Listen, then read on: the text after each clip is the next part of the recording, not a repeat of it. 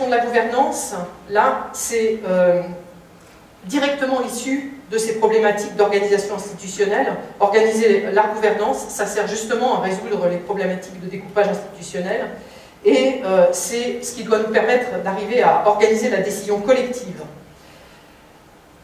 Alors, contrairement à l'organisation institutionnelle, l'organisation de la gouvernance, pour moi, elle s'adapte au cas par cas, elle s'adapte au projet. À chaque projet, sa gouvernance, finalement. Donc, ce n'est pas une forme figée, et ça s'adapte complètement au contexte du projet. Alors, pour illustrer ces deux niveaux-là, j'ai pris l'exemple de Nîmes et Alès. Donc, c'était mon précédent poste. Je dirigeais l'agence d'urbanisme des régions nîmoises et alésiennes.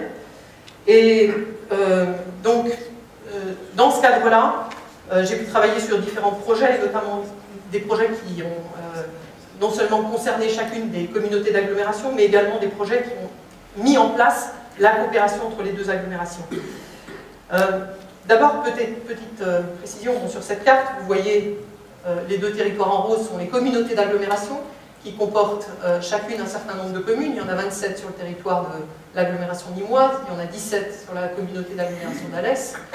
Et vous avez aussi dans ce territoire des découpages en vert, qui sont les découpages des schémas de cohérence territoriale. Il y en a 3 là sur ma carte, un autour de Nîmes, un autour d'Alès et un autour de Uzès. Donc tout ça, c'est un territoire qui fait environ 350 000 personnes.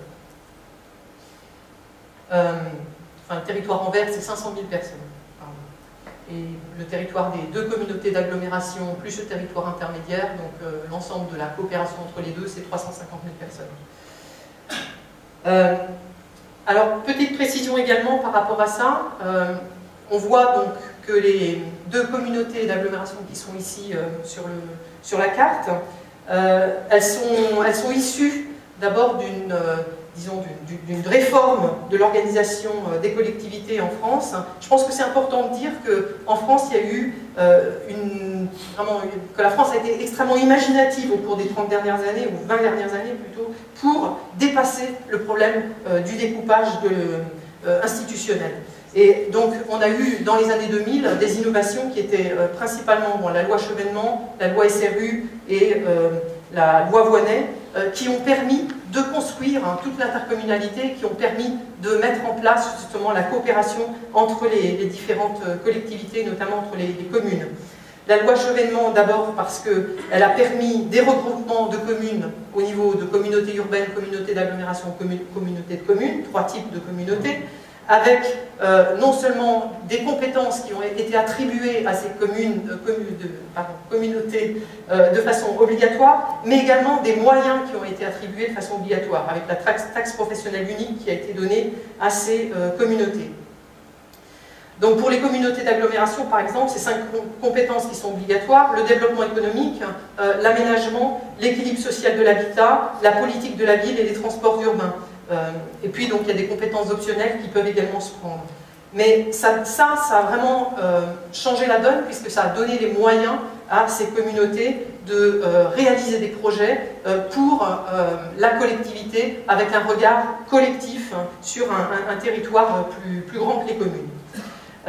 La loi SRU, elle a apporté des outils. Elle a articulé des politiques de déplacement, de logement, d'équipement commercial et d'aménagement, donc en imbriquant ces politiques-là. Et puis elle a inventé les schémas de cohérence territoriale, qui étaient finalement le passage du schéma directeur, qui était de la planification spatiale habituelle, à véritablement une logique de projet de territoire. Donc ça, c'est quand même un changement de philosophie assez important. Et puis la loi Voynet s'est occupée des territoires ruraux, mais s'est occupée aussi de toute la politique de contractualisation, donc les contrats d'agglomération et les contrats de pays, qui ont permis de lancer des politiques sur des échelles de territoire un peu plus vastes, avec l'installation de solidarité territoriale à des échelles assez vastes. Et donc ces politiques-là, ça a donné les moyens à chacune des communautés de conduire des politiques qu'elles ne pouvaient pas conduire auparavant. Donc, bon, simplement illustration, parce que je ne vais pas trop m'étendre sur ce sujet-là, c'est pour la communauté d'agglomération Nîmes Métropole, une vision intégrée des politiques publiques et des moyens renforcés, avec des projets qui sortent, enfin, des projets sur l'habitat, bien sûr, sur les déplacements, bien sûr, mais aussi sur la conduite et l'aménagement de véritables projets sur les transports collectifs, l'installation d'un tram, tout l'aménagement qui accompagne le tram, et ça en traversant diverses communes. C'est aussi l'installation d'équipements majeurs qui ne peuvent pas se faire si on n'a pas une puissance de tir et des moyens renforcés. Et donc, c'est vraiment une politique collective qui peut être portée grâce à ces dispositions particulières. Juste quelques images pour vous repérer. Donc, Nîmes avec son écusson, les reliefs qui couronnent Nîmes au nord, et puis une grande plaine au sud. Vue du sud, donc on voit Nîmes ici, tous les reliefs des Cévennes à l'arrière, quelques grands ensembles qui ont accompagné la politique des années 70 autour de Nîmes, et puis donc des villages qui se sont effectivement étendus pas mal dans les années 80. On a eu des vagues de construction de lotissements tout autour des villages. Et puis ici, le futur site de la gare TGV qui est actuellement en projet.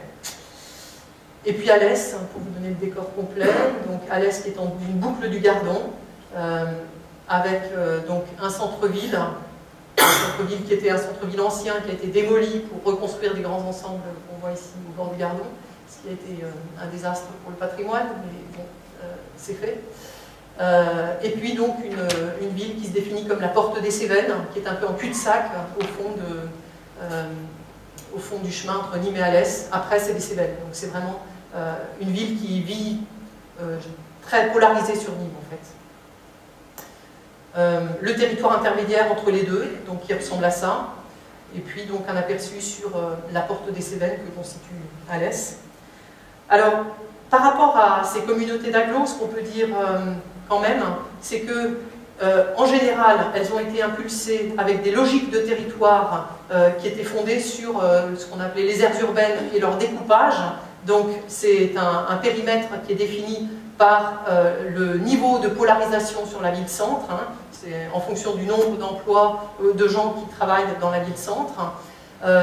Et on voit qu'en fait, les périmètres des communautés, elles n'ont pas tout à fait collé aux aires urbaines, et que parfois on a des distinctions qui font que, bien sûr, il y a encore des distorsions qui subsistent.